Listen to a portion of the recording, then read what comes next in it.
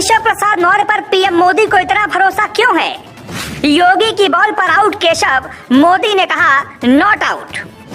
PM Modi का सबसे बड़ा सपना क्या केशव पूरा कर पाएंगे? यूपी की सियासत में फिलहाल मौर्य नेताओं के लिए कुछ भी ठीक नहीं चल रहा, लेकिन केशव प्रसाद मौर्य मोदी के आशीर्वाद से बिल्कुल ठीक रास्ते पर हैं। योगी की टीम से आउट केशव प्रसाद मौर्य को एक जीवन दान पीएम मोदी ने फिर दे दिया है, लेकिन क्या वो इस बार खुद को साबित कर पाएंगे? जनता ने केशव को फेल किया, फिर भी मोदी का भरोसा एक नई कहानी को जन्म दे रहा है। यूपी की सियासत के लिए योगी आदित्यनाथ के लिए मोदी का ये कदम मास्टर स्ट्रोक है और केशव के लिए एक और मौका। साफ संकेत है कि मोदी का ये फैसला योगी के पक्ष में है और केशव के हित में।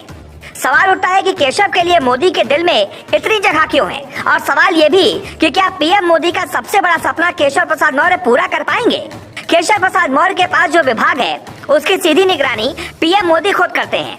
योगी और केशव प्रसाद मौर्य में पिछली बार पीडब्ल्यूडी विभाग को लेकर बहुत कहानियां बनी। हालांकि इस बार डिप्टी सीएम बने केशव प्रसाद मौर्य योगी को नहीं बल्कि पीएम मोदी को रिपोर्ट करेंगे और वहीं उनका रिपोर्ट कार्ड भी तैयार करेंगे। वो कैसे, हम आपको समझाते हैं। केशव प्रसाद मौर्य के पास पहले पीडब्ल्यूडी विभाग था। ये विभाग गृह मंत्रालय के बाद सबसे भारी भरकम विभाग माना जाता है। कहा जाता है कि किसी भी सरकार में ये किसी बड़े या किसी खास नेता के पास होता है। पिछली बार केशव को जैसे ही ये पद मिला वैसे ही उनका कद 4 गुना तक बढ़ गया था।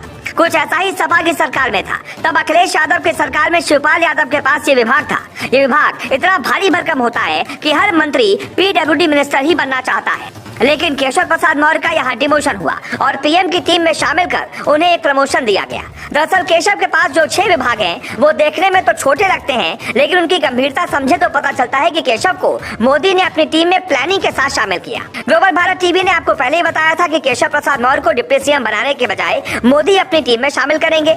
हालांकि उन्हें डिप्टी भी बनाया गया और मोदी की टीम में जगह भी मिली। केशव के पास अब कुल 6 विभाग होंगे।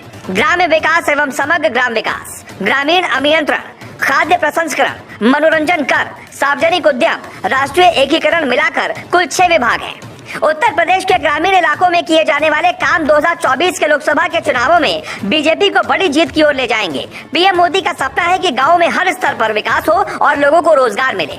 केशव प्रसाद मौर्य के मंत्रालय से जुड़े कार्य की निगरानी पीएम मोदी ही करते हैं, इसलिए संपूर्ण विकास के लिहाज से केशव प्रसाद मौर्य का मंत्रालय केंद्र सरकार की योजनाओं को जमीन पर उतारने और ग्रामीण विकास के लिहाज से सबसे महत्वपूर्ण माना जा रहा है। मोदी ने ऐसा प्लान बनाया कि केशव और योगी की खींचतान खत्म करने का रास्ता भी मिल गया और केशव का भविष्य भी खुल गया।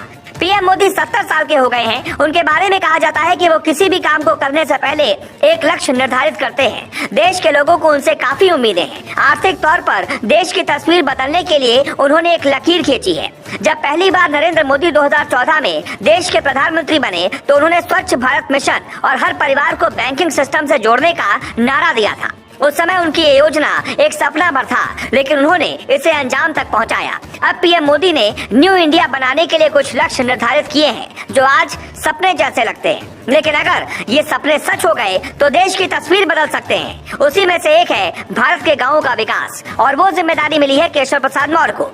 जनता ने केशव को फेल कर दिया है, लेकिन मोदी की नजर में आज भी वो हीरो है। लेकिन अगर 24 तक वो अच्छा काम नहीं कर पाए तो फिर योगी की टीम से आउट हुए केशव मोदी की टीम से फाइनली आउट हो सकते हैं।